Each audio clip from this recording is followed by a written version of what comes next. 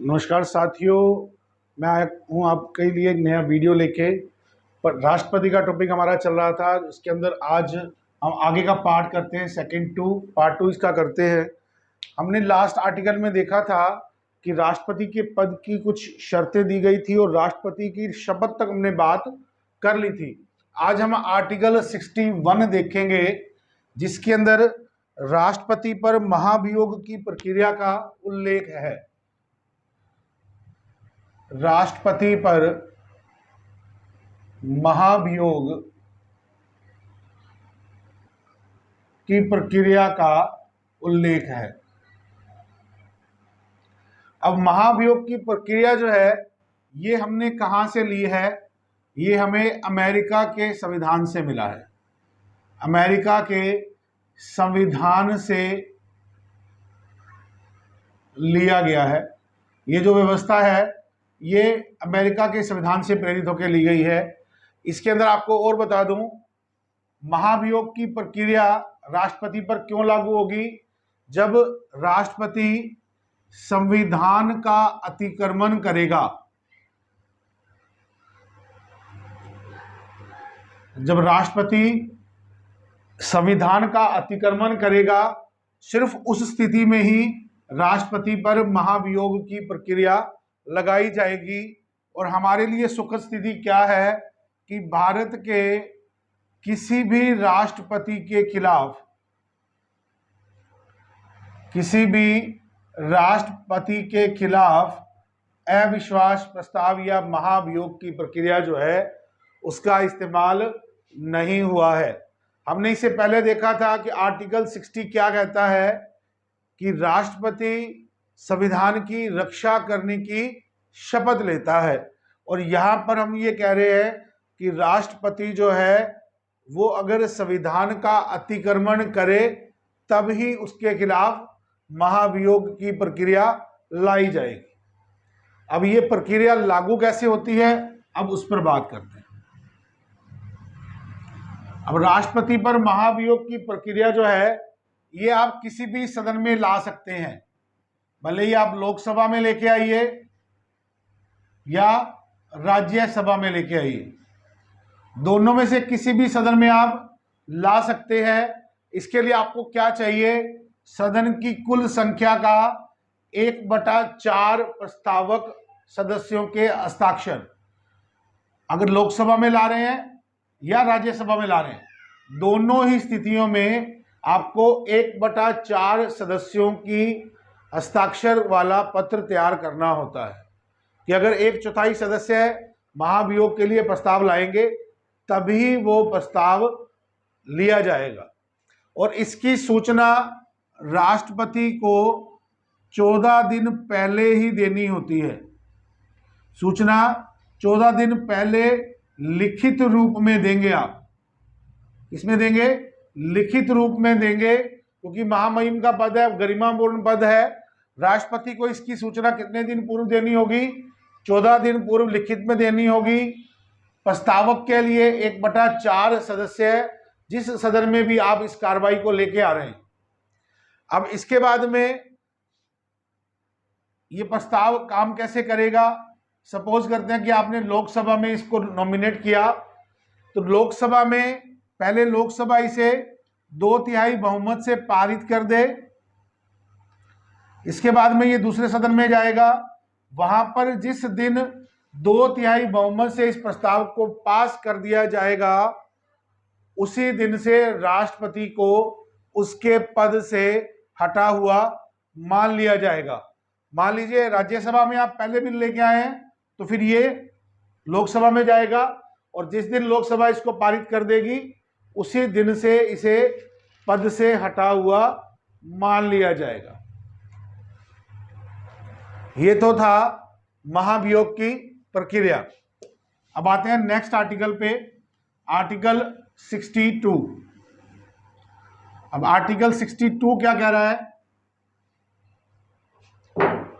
Article 62 यह कहता है कि अगर राष्ट्रपति का पद आकस्मिक रूप से रिक्त हो जाए तो शेष कार्यकाल क्या रहेगा? आकस्मिक रिक्तता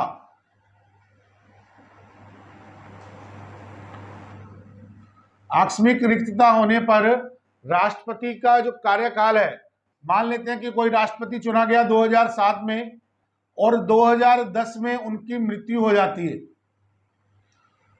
तो बाकी का जो नया राष्ट्रपति आएगा उसका कार्यकाल कितना होगा? तो उसका कार्यकाल 5 वर्ष का ही रहेगा। ये नहीं है कि अंत के लास्ट के 2 वर्ष के लिए रहेगा, वो ऐसा नहीं है। नया राष्ट्रपति 5 वर्ष के लिए ही चुना जाएगा। अब राष्ट्रपति का इलेक्शन जो है उसके बारे में 62B क्या कह रहा है कि राष्ट्रपति का पद रिक्त होने के 6 माह के मध्य आप नया राष्ट्रपति चुन लेंगे।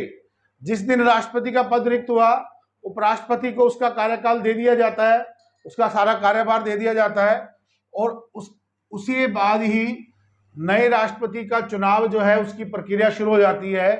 तो राष्ट्रपति का पद 6 माह से अधिक जो है वो खाली नहीं रखा जा सकता। 6 माह के अंदर अंदर आपको नया राष्ट्रपति चुनना ही होगा। अब यहां पर हम इलेक्शन की बात कर रहे हैं। अगर मान लीजिए राष्ट्रपति के जो चुनाव है इससे कोई कैंडिडेट असंतुष्ट रह जाता है, तब उसकी मध्यस्थता कौन करेगा? तो आर्टिकल 71 क्या कहता है? आर्टिकल 71 कहता है कि राष्ट्रपति और उपराष्ट्रपति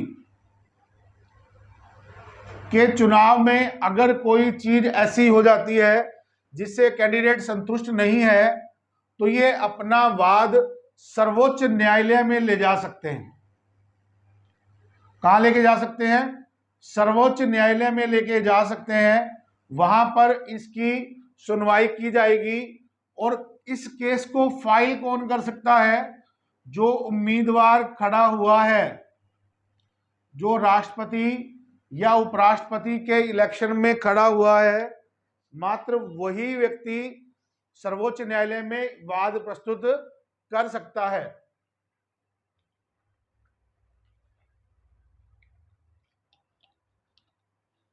उनके अलावा और कोई भी व्यक्ति जो है वो इस वाद को प्रस्तुत नहीं कर सकता। नेक्स्ट आते हैं आर्टिकल 72। 72 क्या कहता है? राष्ट्रपति की क्षमादान की शक्ति का उल्लेख करता है। क्षमादान की शक्ति का उल्लेख करता है। इसके अंतर्गत क्या बताया गया है कि राष्ट्रपति किसी भी कोर्ट में प्रस्तुत की गई सजा को कम कर सकता है, उसे सजा को समाप्त कर सकता है, स्थगित कर सकता है। किसी भी कोर्ट में, भले वो मिलिट्री कोर्ट है, सिविल कोर्ट है, कोई भी कोर्ट है, उसके किसी भी निर्णय को राष्ट्रपति परिवर्तन करने का पूर्ण रूप से अधिकार रखते हैं। इसके बाद में आर्टिकल 82। आर्टिकल 82 क्या कहता है? इसके अंदर राष्ट्रपति द्वारा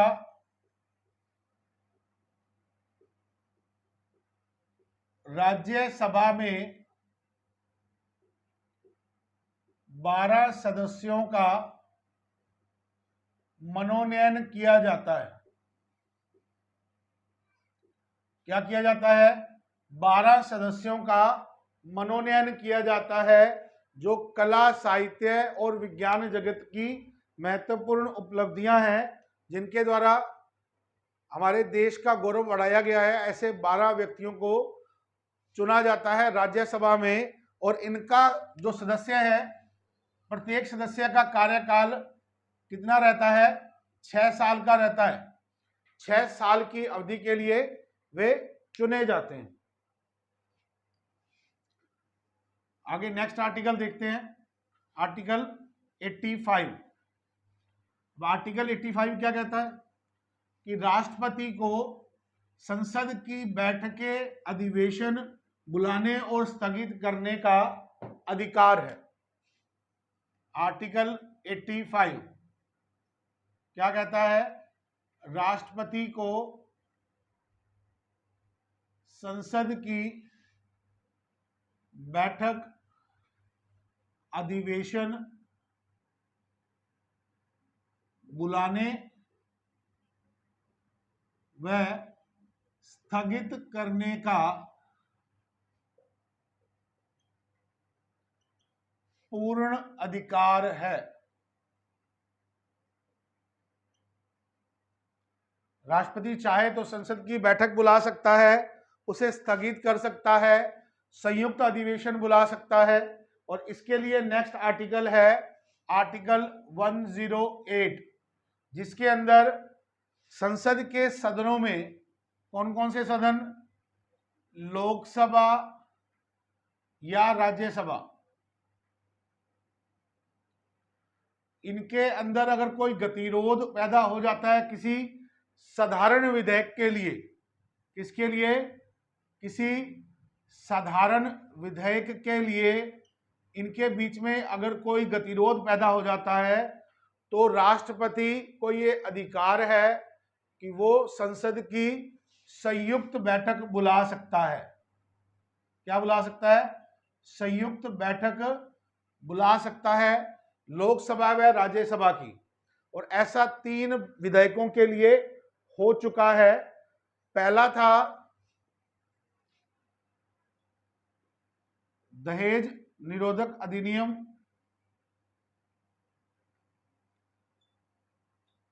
1961, दूसरा बैंक विलय अधिनियम, यह आया था आई थिंक 1972 में, सॉरी 78 में आया ये। और तीसरा आतंकवाद निरोधी अधिनियम, ये था 2002 में। अटल बिहारी वाजपेयी की सरकार थी और के आर नारायणन राष्ट्रपति थे। तो ये 108 के अंदर संयुक्त बैठक का विधान किया गया है। इसके बाद में नेक्स्ट आते हैं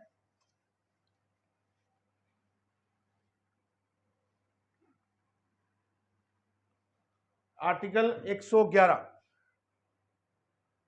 आर्टिकल 111 क्या है? जेबी वीटो। जेबी वीटो क्या है? राष्ट्रपति किसी भी विधेयक को ना तो ना करे और ना ही हाँ करे, उसे सिर्फ अपने पास रख ले, अपनी पॉकेट में रख ले। इसे क्या कहा जाता है? जेबी वीटो पावर कहा जाता है। इसका एक बार प्रयोग किया गया है डाक संशोधन विधेयक के लिए। डाक संशोधन विधेयक के समय राष्ट्रपति थे ज्ञानी जैल सिंह जी। ज्ञानी जैल सिंह जी का जो है, उनके द्वारा डाक संशोधन विधेयक के समय इस जेबी वीटो का प्रयोग किया गया और इस विधेयक को लटका दिया गया। और 1986 का टाइम था।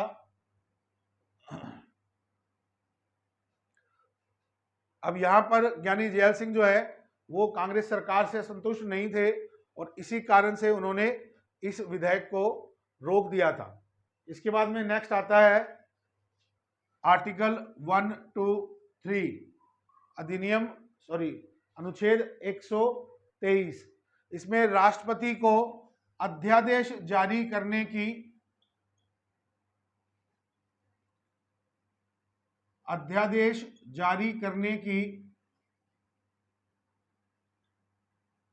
जारी करने का अधिकार है। जब संसद जो है वो सत्र में नहीं है, अधिवेशन नहीं चल रहा है, ऐसे में कोई भी जरूरी काम आ गया तो उस अध्यादेश को जारी कर सकती है। और इस अध्यादेश की अधिकतम सीमा 6 माह होती है। 6 माह के अंदर अंदर उसे संसद में पारित करवाना जरूरी है, नहीं तो वो विधेयक अपने आप समाप्त माना जाता है। अब 6 माह के भीतर अगर पारित नहीं हुआ है तो ये अध्यादेश जो है वो समाप्त हो जाएगा। अब इसके बाद में नेक्स्ट आर्टिकल आता है 143। इसके अंदर राष्ट्रपति सर्वोच्च न्यायालय से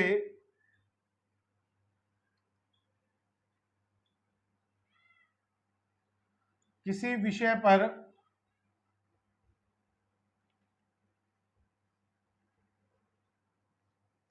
राष्ट्रपति सर्वोच्च न्यायालय से किसी भी विषय पर मदद यानी सलाह मांग सकती है।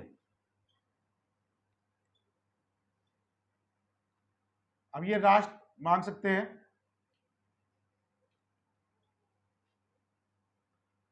अब ये राष्ट्रपति के ऊपर डिपेंड करता है कि वो सलाह को माने या ना माने। और सर्वोच्च न्यायालय जो है वो भी इस पर परामर्श देने से इनकार भी कर सकता है। ऐसा एक बार हुआ है जब बाबरी मस्जिद के टाइम पे 1992 के अंदर बाबरी मस्जिद का जो कांड हुआ था, उस समय सर्वोच्च न्यायालय से डॉक्टर शंकर दयाल शर्मा जी, डॉक्टर शंकर दयाल शर्मा जी ने इनसे सलाह मांगी थी, लेकिन सर्वोच्च न्यायालय के जो न्यायाधीश थे उन्होंने इसके मना कर दिया था।